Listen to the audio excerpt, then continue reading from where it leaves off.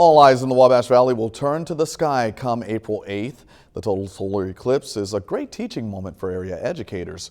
News 10's Madison Zaleski spoke with a few teachers in Vigo County to see how they're taking advantage of that.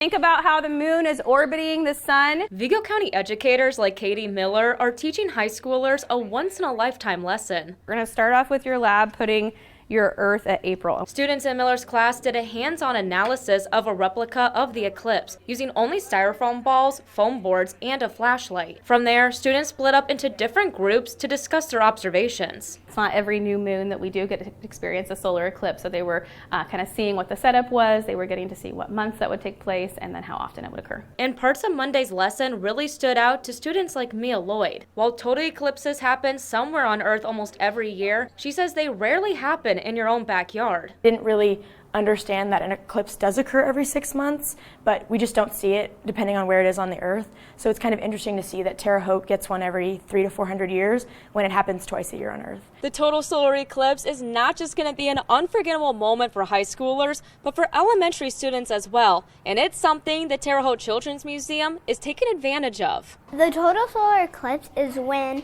the moon moves in front of the sun. It's kind of like me putting my hand up to you, and then and close one eye, and it looks like I'm covering your face, but I'm really not because the sun's so little. The Terre Haute Children's Museum has been taking some time before the eclipse to get kids pumped up for the big event. For many students, it was a fun time learning about space. Students spent the morning going over eclipse basics, what it is, how often it happens, and how to view it safely with different tools. We asked them to show us sizes of things with their hands and to do those kinds of things to keep them engaged. Very rewarding when the light bulb goes on and they say, "Oh, that's why." And Gia says lessons like this will stick with her forever. I really liked the presentation, and it really explained how the sun and the solar eclipse blocks out the light. And all Vigo County students will have the day off on Eclipse Day. Reporting in Vigo County, Madison Zaleski, News 10.